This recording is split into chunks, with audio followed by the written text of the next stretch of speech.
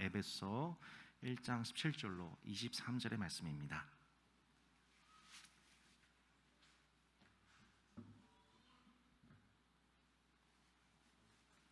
먼저는 우리 개역 개정 버전으로 한번 읽고 다시 한번 쉬운 성경으로 보고 말씀을 보겠습니다.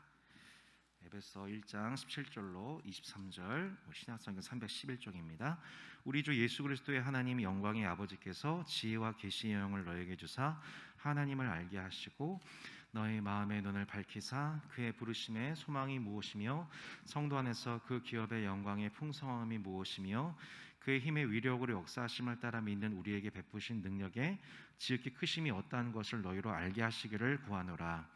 그의 능력이 그리스도 안에서 역사하사 죽은 자들 가운데서 다시 살리시고 하늘에서 자기의 오른편에 앉히사 모든 통치와 권세와 능력과 주권과 이 세상뿐 아니라 오는 세상에 일컫는 모든 이름 위에 뛰어나게 하시고 또 만물을 그의 발 아래에 복종하게 하시고 그를 만물 위에 교회의 머리로 삼으셨느니라. 함께 읽겠습니다. 교회는 그의 몸이니 만물 안에서 만물을 충만하게 하신 이의 충만함이니라. 아멘. 조금 말씀이 어려워서 우리 쉬운 성경으로 다시 한번 이 말씀의 의미를 곱씹어 보겠습니다. 우리 주 예수 그리스도의 하나님 영광의 아버지께서 지혜와 계시의 영을 여러분에게 주셔서 하나님을 더 잘 알게 하시며 교독할까요? 여러분의 마음을 밝혀 우리에게 주시려고 예비해 두신 것을 깨닫도록 기도합니다. 또한 하나님의 백성에게 약속하신 복이 얼마나 풍성하고 놀라운지 깨닫도록 기도하고 있습니다. 믿는 자 안에서 역사하시는 하나님께서는 그 큰 능력으로 그리스도를 죽은 자 가운데서 살리시고 하늘에 계신 하나님 우편에 앉게 하셨습니다. 하나님께서는 그리스도를 모든 지배자, 권세자, 왕들, 이 세상과 다음 세상에 있을 그 어느 누구보다도 뛰어나게 하셨습니다. 하나님께서는 만물을 그의 발 아래에 두시고 그리스도를 교회의 머리로 삼으셨습니다. 교회는 그리스도의 몸이며 모든 것을 넘치도록 채우시는 분이 계신 곳입니다. 아멘. 지난주에 우리 에베소 말씀을 통하여서 하나님을 아는 지식을 위한 기도에 대해서 저희가 오늘 말씀 나눴고, 오늘은 저희가 그 기도 제목 구체적으로 세 가지, 성도가 하나님 앞에서 소망을 두고 기도해야 될 세 가지 기도 제목이 있다라는 것을 오늘 살펴보려고 해요. 보통 저희가 소그룹 모임 때 집사님, 권사님 기도 제목을 한번 나눠볼까요? 기도 제목을 나누면 보통 우리가 나눈 기도 제목들이 어떤 제목들이 있나요? 남편을 위해서 기도해 주세요. 혹은 제 몸을 위해서, 건강을 위해서 기도해 주세요. 또 우리 자녀의 진로를 위해서 기도해 주세요. 혹은 관계의 문제를 위해서 기도해 주세요라고 주로 한 4가지 정도 인생의 큰 문제 가지고 주로 많이 기도 제목 나누죠. 물론 그러한 인생의 대소사를 나누는 것 매우 중요합니다만, 에베소서를 통해서 저희가 배우게 되는 바가 뭐냐면, 성도들에게, 교회에게 주신 기도 제목은 그 정도 수준, 우리의 단순한 먹고 마시는 살아가는 일상의 수준을 넘어서 참으로 영광스러운 기도 제목이 교회에게 주어졌다는 것을 에베소서의 2차례에 걸친 기도 강의를 통해서 저희가 보게 됩니다. 첫 번째 그 기도문이 저희가 오늘 읽은 에베소 1장 17절로 23절 말씀인데요. 자, 교회에게 주신 3가지 기도 제목이 있다는 겁니다. 그 첫 번째 기도 제목이 뭡니까, 여러분? 우리 18절에 나와 있듯이 너의 마음의 눈을 밝히사 그의 부르심의 소망이 무엇이며, 첫 번째가 뭐예요? 부르심의 소망이 무엇인지를 알게 해달라는 기도입니다.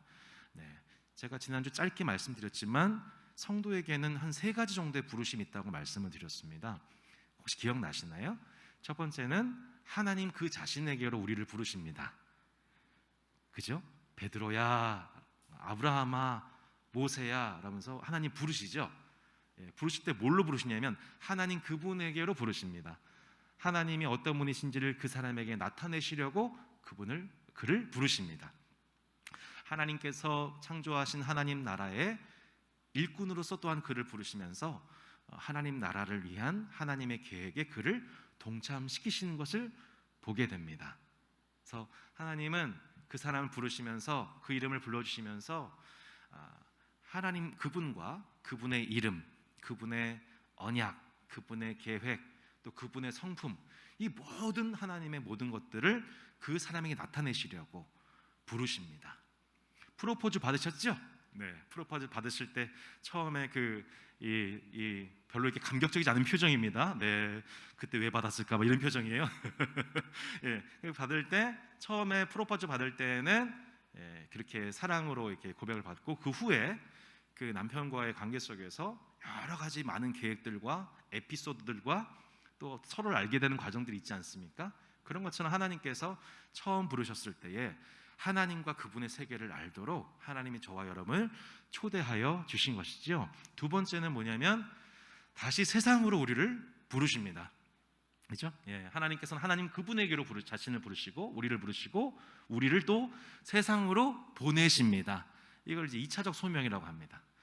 여러분 저와 여러분이 있어야 될 곳은 이 교회 예배당만이 아니고 하나님께서 저와 여러분을 하나님께로 부르신과 동시에 하나님은 또 우리를 어디로 부르셨습니까? 여러분 있는 가정과 또한 직장과 이웃 이 다선동으로 부르셨습니다. 여러분 믿으십니까? 예, 이것을 우리가 기억해야 됩니다. 하나님이 하나님 자신에게 나를 부르셨구나. 그리고 나는 또한 이 세상으로 부름 받았구나. 다른 말로 보냄 받았구나.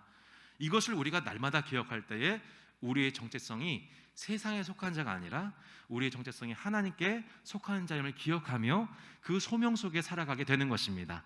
날마다 여러분 선언하십시오. 나는 하나님께서 부르신 자입니다. 또한 세상으로 보냄받은 자입니다. 라는 것을 날마다 고백하는 여러분 되시기를 바랍니다. 세 번째는 하나님께서 우리를 다음 세상으로 부르십니다. 완성된 세상으로 부르세요. 우리 에베소서 1장 보시면 1장 10절에 이렇게 말씀 나와 있습니다. 1장 10절 한번 보실래요? 오늘 본문을 이해하는 데서 중요한 말씀인데요. 1장 10절에 이렇게 나와 있습니다. 같이 한번 읽어볼까요? 하늘에 있는 것이나 땅에 있는 것이다 그리스도 안에서 통일되게 하려 하심이라. 네, 우리 7절에 보면 이렇게 나와 있죠. 우리는 그리스도 안에서 그의 은혜의 풍성함을 따라 그의 피로 말미암아 속량고 죄 사함을 받았느니라.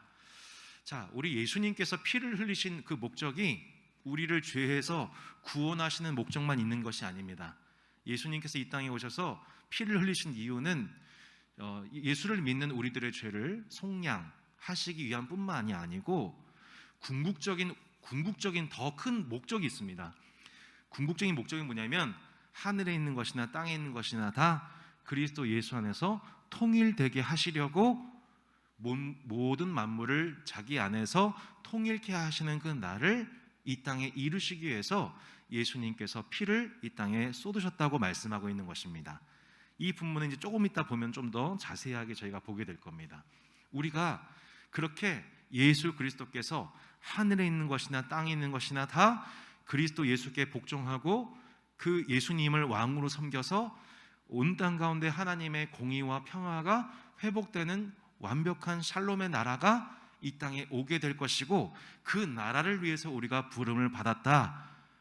이 세 번째 성도의 부르심은 영광스러운 부르심은 바로 그렇게 하나님 그분에게로 우리를 부르시고 두 번째 세상으로 부르시고 또한 마지막 날 이루어질 그리스도 예수 안에서 모든 만물이 회복되고 하늘에 있는 것이나 땅에 있는 것이나 다 그리스도 예수 안에서 화목해 되고 완전히 그 나라의 죄와 사망의 질서가 다 해체된 그리스도의 통치가 완벽하게 구현된 그 나라에 우리를 부르셨습니다 라고 성경은 말씀하고 있는 것입니다.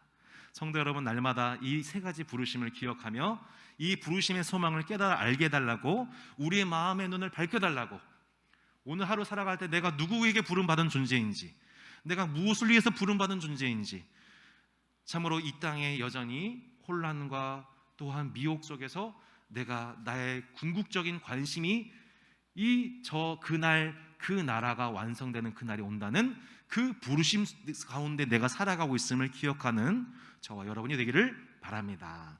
그 부르심의 소망을 알게 해달라고 마음의 눈을 밝혀달라고 성령님께 날마다 기도하신 여러분 되시길 바랍니다. 네, 두 번째는 무엇이에요? 부르심의 소망을 알게 해달라는 기도. 두 번째, 성도 안에서 그 기업의 영광의 풍성함이 무엇인지를 알게 해달라고 기도합니다. 자, 나와 있죠? 성도 안에서 그 기업의 영광의 풍성함이 무엇이며.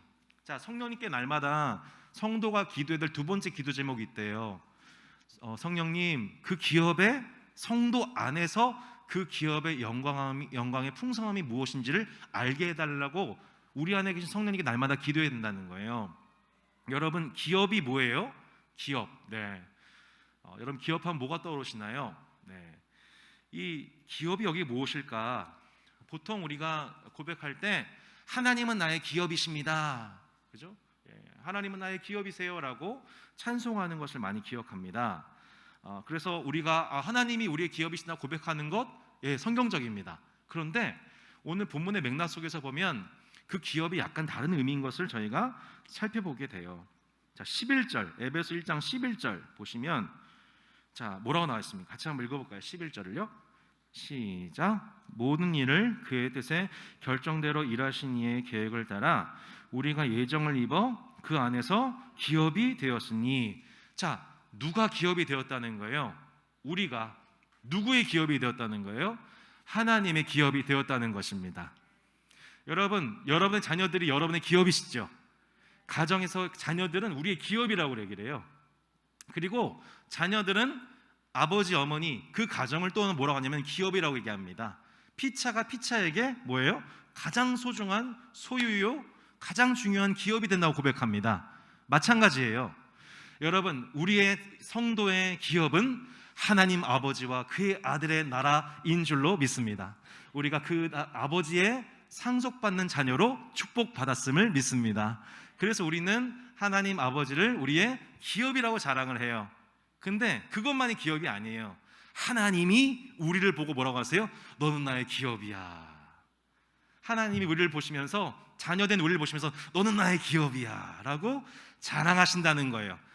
저와 여러분이 그렇게 하나님의 소유된, 기업된, 하나님의 사랑받는, 하나님의 가장 자랑스러워하시는 기업이라는 것입니다. 이걸 보통 누구 집에 초대하면 여러분 막 자랑하시죠? 그게 자녀를 자랑하든 어떤 물품을 자랑하든 자기 가정을 어떤 부분을 이렇게 얘기하고 싶잖아요. 근데 마찬가지로 하나님이 자랑하고 싶은 게 있어요. 누굴 자랑하고 싶을까요? 그의 아들 예수 그리스도를 자랑하고 싶으세요. 그리고 그의 아들로 말미암아 또 다른 하나님의 자녀된 저와 여러분이 하나님이 영원토록 자랑하고 싶은 하나님의 기업인 것입니다. 할렐루야. 네, 성도 여러분, 저와 여러분이 그렇게 하나님의 기업이 되었습니다. 그러므로 우리가 어떻게 기도하라는 거예요? 그 기업의 성도 안에서 그 기업의 영광의 풍성함이 무엇이며 내가 하나님의 기업이 되었다는 것, 그것을, 그 영광의 풍성함이 얼마나 큰 것인지를 우리가 알기를 원합니다. 네, 그래서 하나님이 이 에베소 교회의 대부분 성도들은 유대인 출신들이 아니거든요. 많은 경우 이 헬라권의 이방인 출신들이에요. 그래서 이 이방인 출신 그리스도인들로 하여금 이런 의식을 갖게 하는 거죠. 그렇구나, 이 이스라엘 백성들, 구약의 이스라엘 백성들만이 아니라 이방인 되었던 우리도 뭐다? 하나님의 기업이다. 유대인 출신들은 이미 그걸 잘 알고 있어요. 왜냐하면 구약에서 이스라엘은 하나님의 선택받는 기업이라는 것을 이미 알고 있거든요. 근데 이방인 출신 그리스도인들 대해서도 성경은 똑같이 얘기하고 있는 거죠. 너는 나의 기업이다. 하나님의 영광스러운 기업이다. 우리를 그렇게 영광스러운 기업으로 대하신다는 것입니다. 이것을 깨달아 알게 해달라고, 마음의 눈을 밝혀달라고 성령님께 두 가지 기도해야 한다. 성도 여러분, 부르심의 소망이 무엇이며 성도 안에서 그 기업의 영광의 풍성함이 어떠한 것인지, 여러분, 우리가 얼마나 영광스러운 존재인지 깨닫게 되는 은혜가 성령님으로 말미암아 여러분 밝혀지기를 날마다 축복합니다. 아멘. 세 번째, 오늘 이 부분 보려고 그래요. 세 번째가 뭐냐면 그의 힘의 위력으로 역사하심을 따라 믿는 우리에게 베푸신 능력의 지극히 크심이 어떠한 것을 너희로 알게 하시길 구하노라. 오늘 제일 중요한 기도 제목입니다. 그의 힘의 위력으로 역사하심을 따라 믿는 우리에게 베푸신 능력의 지극히 크심이 어떠한 것을 너희로 알게 하시기를 구하노라. 그의 능력이, 지금 말씀 보면 사도 바울이 매우 의도적으로 이 똑같은 단어를 쓰면 되는데 조금씩 다른 그 비슷한 단어를 사용하고 있는 것을 보게 됩니다. 뭐라고 나왔습니까? 그의 힘, 그의 위력, 그리고 능력의 지극히 크심. 또 20절에 그의 능력이, 이게 헬라어로 다 다른 단어예요. 그래서 제가 PPT로 이렇게 정리를 좀 해봤어요. 예. 제가 오늘 무슨 이렇게 학원 강사 된 것 같네요. 예, 이렇게. 예. 그래서 이 힘이란 단어, 강력이란 단어, 예, 역사하신 능력, 이 힘이란 단어는 그야말로 이스키스란 단어인데 힘을 행사하다. 이 강력이란 단어는 뭐냐면 가는 길 앞에 놓인 장애물을 극복하다. 역사하심이란 단어는 내재되어 있는 힘 그 자체.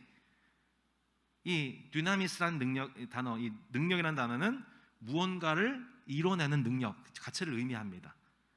그러니까 여러 단어들, 비슷한 단어들을 다 종합해가지고 이 모든 네 가지 단어를 축약한 단어가 뭐냐면 이 오늘 그 19절에 나와 있는 뒷부분에 나와 있는 표현이에요. 능력의 지극히 크심. 능력의 지극히 크심. 그래서 사실 처음 오늘 설교 제목이 뭐냐면 능력의 지극히 크심이었어요. 예. 세상에 그 모든 능력이란 단어, 힘이란 단어, 위력이란 단어, 이 모든 거 총체한 것보다 더 큰 능력, 이걸 표현하는 게 뭐냐면 지극히 크신 능력입니다. 여러분, 우리 하나님은 지극히 크신 능력의 하나님이라는 거예요. 사도 바울이 이거를 얘기하고 싶었던 거죠. 그 능력이 어떤 능력이냐? 뭐 장애물을 뛰어넘는 능력도 능력이고, 무언가를 이뤄내는 능력도 능력이고, 저 사람 참 능력 있다 할 때 그런 능력 있잖아요. 여러 가지. 뭐 돈이 많다, 권세가 있다, 뭐 말을 잘한다, 뭐 위기 관리 능력이 있다, 뭐 여러 가지 있잖아요. 우리가 생각하는 여러 능력들이 있단 말이에요. 근데 그 모든 능력보다 더 뛰어난 능력이 하나님의 능력이라는 거예요. 그 하나님의 능력이 어떤 능력인데? 라고 했었을 때 사도 바울이 뭐라고 했냐면 20절부터 얘기하는 거죠. 그의 능력이 그리스도 안에서 역사하사 죽은 자들 가운데서 다시 살리시고, 우리 하나님의 능력은 어떤 능력이에요? 죽은 자들 가운데서 예수를 살려내신 부활의 능력을 갖고 계시다는 것입니다. 하늘에서 자기의 오른편에 앉히사, 우리 주님의 능력은 예수님을 부활케 하실 뿐만 아니라 그분을 어떻게 해요? 하늘에서 자기의 오른편에 앉히셨대요. 오른편에 앉혔다는 뜻이 무슨 뜻이죠? 성도 여러분, 우리 풍삼기 하신 여러분, 자, 예수님이 하나님 보좌 우편에 앉았다, 무슨 뜻이에요? 세자로 책정되었다. 예. 왕과 세자, 왕의 아버지인 왕의 공식적인 권위와 지위와 권한이 부여받은 존재로서 우편에 앉으면 왕자가 그 아버지인 왕과 더불어서 온 세상을 다스리는 존재가 되었다. 여러분, 그 능력은 누구에게서 나오는 것입니까? 온 세상을 다스리는 왕자로서의 권한은 누가 주시는 거예요? 바로 하나님 아버지께서 주신 것입니다. 모든 통치와 권세와 능력과 주권과 이 세상뿐 아니라 오는 세상 일컫는 모든 이름 위에 뛰어나게 하셨다는 거예요. 예. 그러니까 여기도 그런 표현이 나오죠. 통치, 권세, 능력, 주권, 뭔가 비슷한 듯 다른 단어들이에요. 자, 이것도 찾아봤습니다. 정사는 무엇이냐? 권력을 가진 지배자나 권리를 의미합니다. 권세는 무엇이냐? 이 정사와 권세라는 단어가 사도 바울의 신학에서 많이 등장하는데, 이 정사라는 단어와 함께 아르케라는 단어와 함께 표현되는 어떤 이 영적인 세력을 의미합니다. 정사와 권세, 그 다음 세 번째 능력, 이 디나미스라는 능력이라는 단어, 이 권능을 가진 영적 존재라는 뜻입니다. 예. 또 주관하는 자, 통치권을 지닌 존재라는 뜻이에요. 그래서 이 부분에 대한 해석이 성경학자들마다 많이 의견이 있지만, 이 표현들은 궁극적으로 봤었을 때 어떤 다른 개념을 얘기한다기보다는 이 네 가지가 다 무엇을 의미할까? 결국에는 에베소서 2장 2절과 6장 12절에서 우리가 이 에베소서 자체에서 보면은 이렇게 우리가 요약해 볼 수가 있어요. 도대체 통치와 권세와 능력과 주권과 이게 뭐냐 도대체 했을 때 에베소 2장 2절에 이렇게 나와 있습니다. 그때의 너희는 그 가운데서 행하여 이 세상 풍조를 따르고 공중의 권세 잡은 자를 따랐으니 곧 지금 불순종의 아들 가운데서 역사한 영이라. 이 정사와 권세와 능력과 주권은 뭐예요? 한마디로 공중 권세 잡은 자입니다. 공중 권세 잡은 자가 누구냐? 불순종의 아들들 가운데서 역사하는 영이래요. 영적 존재, 하늘에 있는 영적 존재. 자, 이것에 대해서 에베소서 6장 12절 가볼까요? 에베소 6장 12절. 6장 12절에 보면 이렇게 나와 있습니다. 6장 12절 한번 읽어볼까요? 시작. 우리의 씨름은 혈과 육을 상대하는 것이 아니요 통치자들과 권세들과 이 어둠의 세상 주관자들과 하늘에 있는 악의 영들을 상대함이라. 아멘. 예. 근데 이 모든 그 표현들, 통치, 권세, 어둠의 세상 주관자와 하늘에 있는 악의 영들에 대해서 11절에 이렇게 간단 요약하고 있습니다. 마귀의 간계를 능히 대적하기 위하여. 그러니까 여태까지 표현되고 있던 그 모든 표현들 있잖아요. 정사, 권세, 통치자, 세상 주관자들, 불순종의 아들들 가운데서 역사하는 영, 악한 영, 하늘에 있는 악의 영들, 이 모든 표현들이 한마디로 마귀라는 것을 우리가 해석해 볼 수가 있다는 것입니다. 예. 이 모든 그 하늘에 있는 악의 영들, 예. 여러분 지금 하늘의 영들, 악한 영들이 지금 무엇하고 있습니까? 하나님과 그의 아들을 대적하고 있습니다. 대적한 그 결과 십자가에서 결국 세상 권세들을 총동원하여서 정치, 경제, 종교 지도자들과 다 규합하여서 결국 했던 일이 뭐예요? 하나님의 아들 예수 그리스도를 십자가에 못 박게 했죠. 하나님의 구원을 방해하였습니다.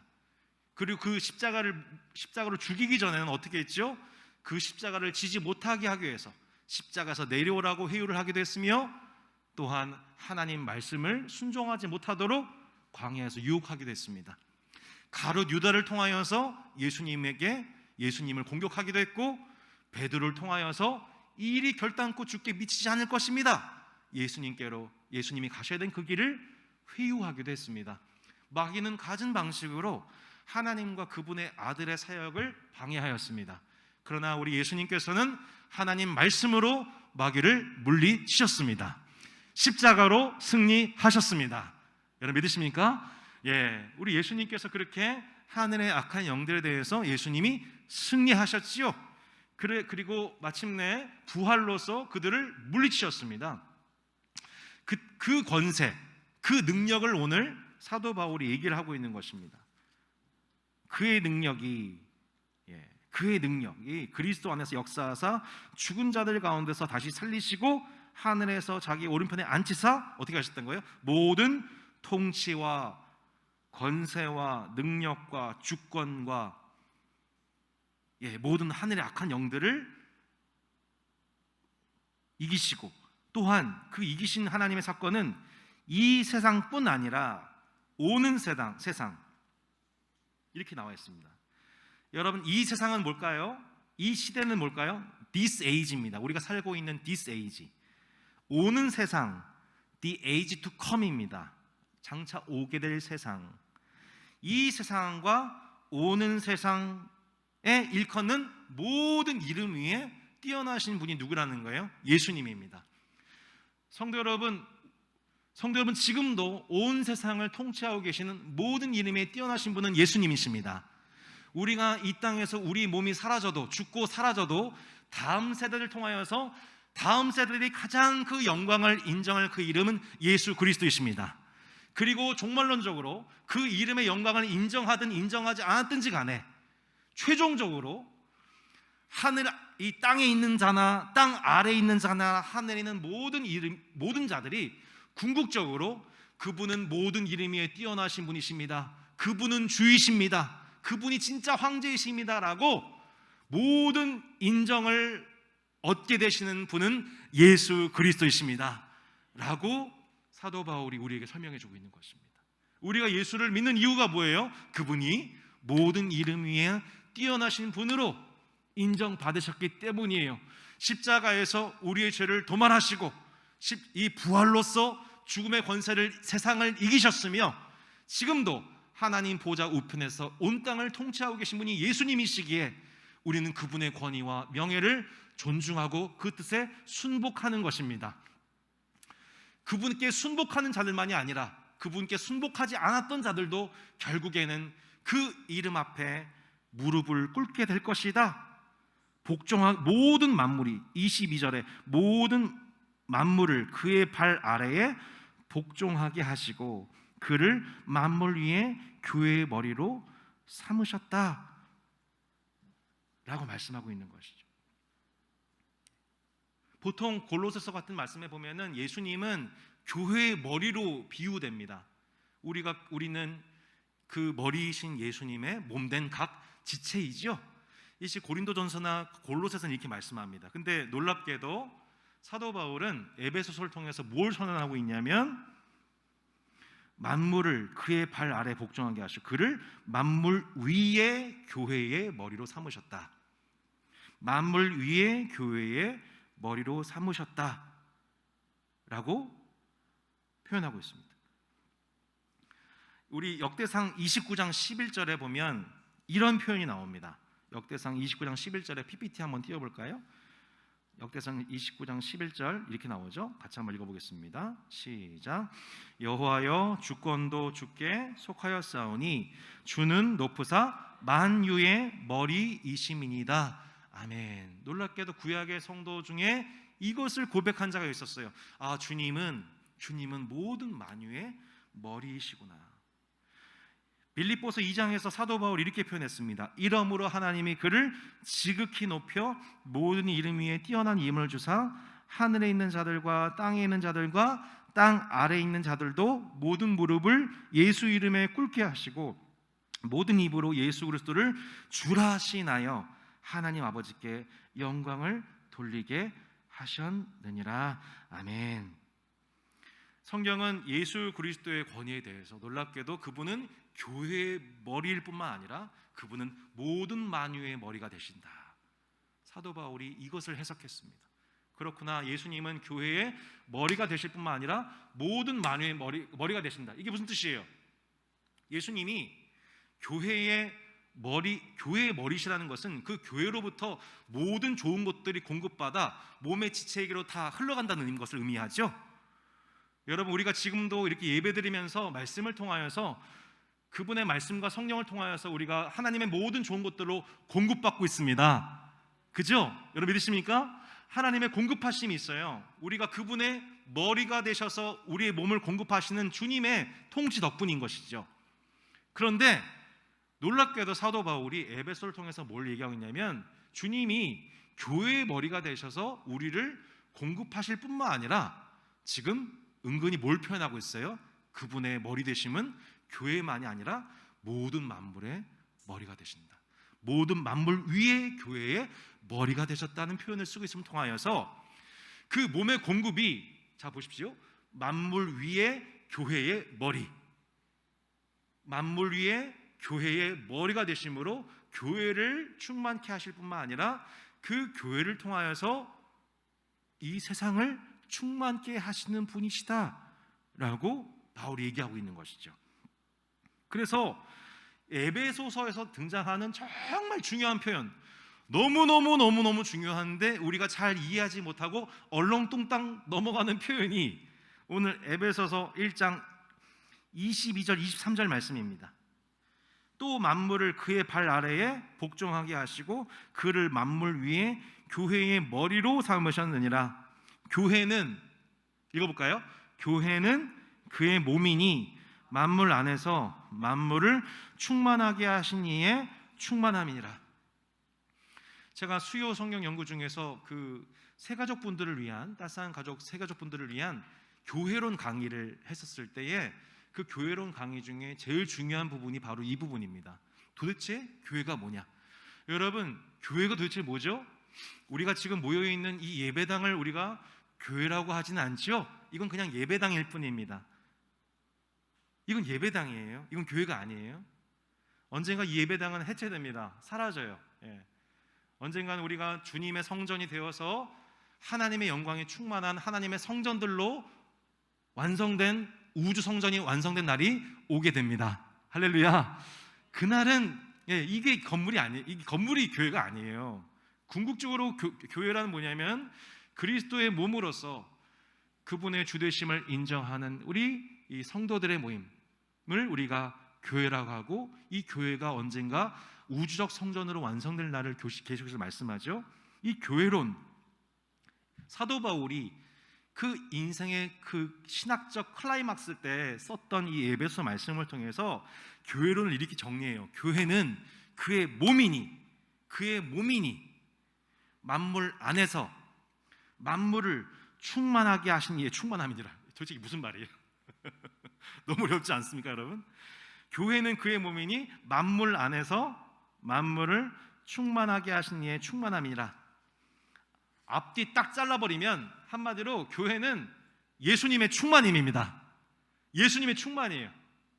머리 대신 예수님으로 말미암아 공급받는 몸인 교회는 예수님의 충만함입니다. 근데 그 충만함이란 무엇이냐면 만물 안에서 만물을 충만케 하신 이의 충만함이라고 얘기를 하고 있는 것이죠. 여러분, 이 에베소서에서 도대체 이 충만하다는 단어가 무슨 뜻이냐? 조금 더 우리가 공부를 해야 됩니다. 자, 보시면 도대체 충만하다는 게 뭐냐? 조금만 더 설명할게요. 예레미야서 23장 24절에 보면 하나님이 자기 자신에서 뭐라고 설명하시냐면 나는 천지에 충만하지 아니하냐 이렇게 말씀하십니다. 여러분, 우리 하나님은 지금 따스한 교회 예배당에만 계신 분이 아니라 온 땅에 충만하신 분이십니다. 우주에 충만하신 분이세요. 넘치도록 충만하신 분이시죠. 그래서 하나님은 당신의 충만함을 천지 창조를 통하여서 당신의 충만을 나타내셨습니다. 창세기 1장 기억하시죠? 하나님께서 7자날에 걸쳐서 하나님 당신의 영광과 당신의 사랑과 공의와 덕스러움과 그 모든 하나님의 좋은 것들을 충만하게 완벽하게 구현하신 게 뭐냐면 천지 창조였어요. 그래서 그것을 보면서 하나님이 만드신 그 작품을 보면서 보시기에 좋았더라. 맨 마지막 날 인간을 창조하시면서 보시기에 심히 좋았다라고 말씀하시면서 하나님의 충만함이 구현된 작품인 이 천지를 바라보면서 하나님은 그 안에서 안식을 누리셨다라고 말씀하셨습니다. 그래서 이 충만이라는 것은 뭐냐면 하나님의 영광과 능력으로 만물을 통치하면서 모든 만물의 부족한 것들을 완전하게 하시고 잘못된 것은 다 바로잡아서 온전케 하심으로 마치 이런 거죠. 하나님 보시기에 좋았더라. 하지만 아담이 혼자 있는 것은 좋지 않아 보이셨어요. 그래서 어떻게 하세요? 하와를 만드셔서 그에게 주셨을 때 마침내 7째 날에 심히 보기 좋았다. 그 만물의 부족한 상태를 완벽하게 채워 넣으시는 방식, 세상을 통치하시는 당신의 모든 덕과 평화와 사랑으로 충만하게 세상을 채우시고 질서를 회복하셔서 그 안에서 당신의 생명들이 그 안에서 기뻐하며 즐거워하며 살아가게 하시는 하나님의, 그게 뭐예요? 하나님의 충만하심입니다. 하나님의 영광으로 충만하게 채우시는 거예요. 그래서 구약에서 이스라엘 백성들은 하나님의 충만하심을 어떻게 경험했냐면 성막을 통해서 충만하심을 체험했습니다. 성전을 통해서 하나님의 충만하심을 경험했어요. 인간이 죄를 범한 후 하나님의 충만하심을 경험하지 못하게 되었을 때 하나님의 그 충만하심을 경험할 수 있도록 하나님께서 이스라엘 백성들을 구원하신 후에 성막이라는 것을 만들게 하셨죠. 그래서 이 모세가 성막 설계도에 따라 성막을 만들게 되었을 때 예배를 드렸을 때 하나님이 그 성막 안에 충만히 거하셨습니다. 충만히 거하셨어요. 또한 다윗 때로부터 솔로몬이 만든 그 성전 가운데에 하나님이, 물론 하나님은 우주에 충만하신 분이시지만 하나님은 그 마음 기뻐 받아주시고 성전 안에 충만히 거하셨어요. 그래서 구약의 백성들은 하나님의 충만을 성전과 성막을 통해서 예배를 통해서 체험했던 것이죠. 그러한 하나님의 충만함이 결집된 존재가 있었습니다. 아, 이것이야말로 하나님의 충만이구나. 그게 누굴까요? 예수 그리스도입니다. 요한복음 1장 보실까요? 요한복음 1장. 이건 없던 말씀인데요. 요한복음 1장 우리 신약성경 3, 4페이지쯤에 있습니다. 요한복음 1장 14절. 1장 14절 같이 한번 읽어보겠습니다. 요한복음 1장 14절 시작. 말씀이 육신이 되어 우리 가운데 거하심에 우리가 그의 영광을 보니 아버지의 독생자의 영광이요 은혜와 진리가 충만하더라. 아멘. 이제 말씀 이해되시죠? 말씀이 육신이 되어 우리 가운데 거하심에 우리가 그 영광을 보니 아버지의 독생자의 영광이요 은혜와 진리가 충만하더라. 이스라엘 백성들은 성막과 성전을 통해서 하나님의 충만함을 경험했습니다. 하나님의 보시기에 완벽한 상태, 하나님의 공의와 사랑이 충만하게 임한 그 피조세계의 하나님의 평화와 사랑이 충만하게 임한 상태를 이스라엘 백성들은 부분적으로 경험했어요. 근데 부분적으로 경험했던 그 충만을 완벽하게 경험하게 된 충만의 결정체, 그게 누구예요? 말씀이 육신이 되어 우리 가운데 거하신 아버지의 독생자의 영광이요 은혜와 진리가 충만하더라. 누구예요? 예수님이었죠. 하나님의 충만하심을, 하나님의 신성으로 충만한 인성을 우리가 보게 된 거예요. 그게 예수님이었어요. 그래서 그 하나님의 충만하신 그 하나님으로 충만하신 그분이 이 땅에 오셨을 때 사람들은 마치 하나님께서 말씀을 통해서 모든 부족한 것을 채워가시고 하나님의 완벽한 화평과 질서를 이 땅에 이루셨던 천지창조와 같이 예수님이 이 땅에 오셔서 그 천지창조 사역하셨, 천지창조를 하심을 통해 모든 피조세계의 부족함을 채워가셨던 하나님처럼 눈먼 자는 보게 하시고 목마른 자는 해결하게 하시고 저는 자는 걷게 하셔서 또 마음이 슬픈 자는 위로하셔서 그 모든 피조세계의 부족함들을 하나하나 채워가시고 완전하게 하셨던 분, 이분을 통해서 진짜 세상의 회복이, 모든 만물이 마침내 이 안에서 자유를 누리겠구나, 마침내 회복되겠구나 라는 소망을 나타내시며 증거가 되신 분이 바로 예수 그리스도이신 것입니다. 성도 여러분, 예수 그리스도를 통하여서 여러분 하나님의 완벽한 완전한 통치를 경험하는 저와 여러분은 축복받은 존재인 줄로 믿습니다. 그래서 시편 23편 기자가 뭐라고 고백해요? 여호와는 나의 목자시니 내게 부족함이 없습니다. 이거 고백하는 거예요. 하나님이 내 삶에 행하시는 그 구원을 보니, 내 모든 부족한 것들을 채워 그려가시는 주님을 보니, 보시기에 심히 좋지 않았던 내 어떤 부분들에 대해서 심히 좋게 만들어 가시는 주님을 보니 와, 주님은 정말 능력 있으십니다. 그 능력이 크십니다 라고 그 능력을 찬양하게 되는, 여러분 능력의 지극히 크신 은혜를 체험하는 성도들 되시기를 주 예수 이름으로 축복합니다. 성도 여러분, 주님의 지극히 크신 능력을 여러분 그리스도 안에서 체험할 수 있도록, 평생 누릴 수 있도록, 그 영광을 찬양하도록 여러분 선택받은 존재가, 성부께서 선택하시고 성자께서 피로 구속하시고 성령으로 인침받은 존재가 저와 여러분이라는 거예요. 그래서 우리가 우리의 마음의 눈을 밝혀주세요.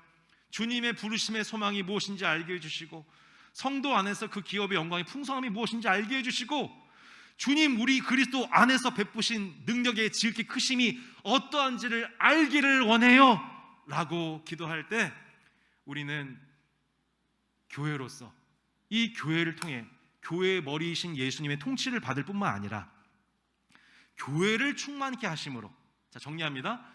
그 하나님으로 충만하신 예수님의 머리에 접붙임 받은 몸인 우리는 그 머리이신 예수님의 충만함으로 말미암아 몸인 우리가 충만케 되어지게 되고, 그 충만케 된 우리는 마침내 만물을 충만케 하는 복의 통로가 된다는 것을 사도 바울이 설명하고 있는 것입니다. 교회는 그의 몸이니 모든 만물 안에서 충만케 하신 자의 충만함이니라. 아멘. 성도 여러분, 이제 마지막으로 한번 볼까요? 어떻게 주님이 우리를 충만케 하십니까? 에베소서에 보면은 이 충만이라는 단어가 곳곳에 등장합니다. 에베소서 3장 19절, 에베소 3장 19절에 이렇게 말씀합니다. 3장 19절, 18절 19절 읽어볼까요? 18절 19절 시작. 능히 모든 성도와 함께 지식에 넘치는 그리스도의 사랑을 알고 그 너비와 길이와 높이와 깊이가 어떠함을 깨달아 하나님의 모든 충만하신 것으로 너에게 충만하게 하시기를 구하노라. 아멘. 자, 이게 이제 좀 우리가 나중에 보게 될 사도 바울 두 번째 기도예요. 어떻게 기도하라고요? 하나님의 모든 충만하신 것으로 너희를 충만하게 하시기를 구하노라. 두 번째, 에베소 4장 13절. 에베소 4장 13절에 보면 그 충만함이 어떻게 성도 안에서 역사하는지 보겠습니다. 4장 13절 시작. 우리가 다 하나님의 아들을 믿는 것과 아는 일에 하나가 되어 온전한 사람을 이루어 그리스도의 장성한 분량이 충만한 데까지 이르리니. 아멘. 우리는 하나님의 충만을 기도해야 돼요. 하나님 모든 충만하신 것으로 제 모든 부족함을 채워주세요라고 기도해야 돼요. 두 번째 어떻게 기도해야 돼요? 그리스도의 장성한 분량이 충만한 데까지 성장하게 해주세요. 여러분 지금 하라 보면 너무 귀엽습니다. 하지만 저 귀여움 물론 더 안 컸으면 좋겠을 때가 있어요. 하지만 제가 저 자녀를 바라보면서 제가 바라는 것은 저 상태에 머무르 있길 바라지 않습니다.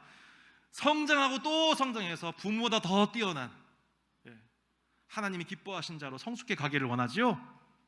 또 다른 누군가를 또 생명을 낳는 자가 되기를 바랍니다. 그게 뭐예요? 장성한 분량에 충만한 데까지 이르리니. 우리 자녀가 성장하기를 바라는 마음처럼 내 성장의 수준이 어디까지요? 그리스도에까지.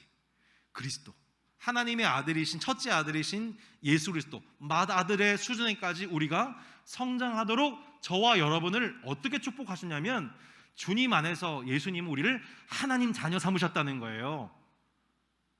여러분 동의하세요? 믿으세요? 여러분 믿으시기를 바랍니다. 우리가 예수님과 같은 하나님의 자녀가 되어서 그분에까지 자라가도록 우리를 축복하셨다는 것입니다. 여러분 지금 믿을 수 없어요. 지금은 우리가 깨닫는 게 어린아이 같고 지금은 말하는 게 어린아이 같고 생각하는 것이 어린아이 같아요. 그러나 그날에는 우리가 어떻게 돼요? 우리가 깨닫는 것, 말하는 것, 생각하는 것이 지금은 어린아이 같았지만 나중에는 장성한 사람이 되어서 예전의 어린아이를 다 잊어버리게 될 거라고 사도 바울이 얘기했어요.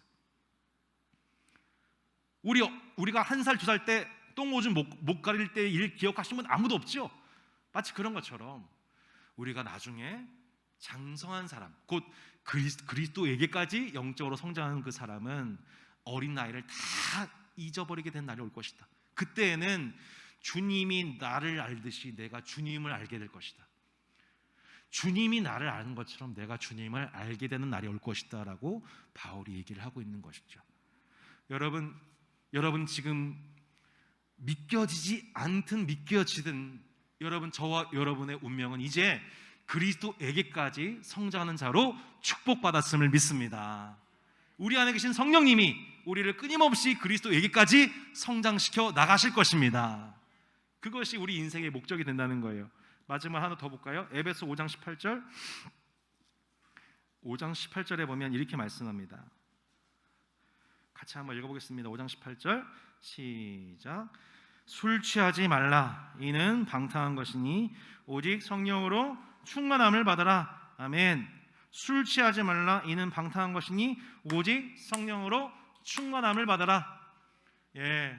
이것은 실제 어떤 알코올의 술만이 아닙니다. 세상의 문화 그 어떤 것도 마찬가지입니다. 세상의 문화 자체는 하나님 만드신 거예요. 하지만 세상 문화 자체를 너무 좋아하고 그것을 하나님이 내 안에 허락하신 성령님보다 더 사랑하게 되면, 그것을 더 의지하게 되면 그게 술 취함인 거예요. 술이 나를 지배하고 문화가 나를 지배하고 유튜브 콘텐츠가 나를 지배할 수 있는 거예요. 떠도는 거짓 뉴스가 나를 지배할 수 있는 거예요. 잘못된 거짓 설교 동영상에 여러분 함몰되어서 그게 하루 종일 한 달 내내 떠나지 않게 되면 그게 그 지배 아니겠습니까? 술 취하지 말라. 이는 방탕한 것이니 오직 성령으로 충만을 받으라. 날마다 제가 늘 말씀드리죠. 성령 충만 받으라. 이 말씀은 현재 미완료 수동태. 현재 미완료 수동태. 무슨 말이에요? 오직 성령에 의하여서 충만하여지기를 끊임없이 반복하십시오. 이게 뭐예요? 바로 하나님의 충만하심으로 더딥혀 가는 삶을 날마다 갈구하는 것이죠. 그렇게 우리는 하나님의 모든 충만하신 것으로 우리를 충만케 하시기를 원합니다. 성령으로 충만하기를 원합니다. 주님, 내가 그리스도에까지 장성한 분량에 충만한 데까지 성장하기를 원합니다.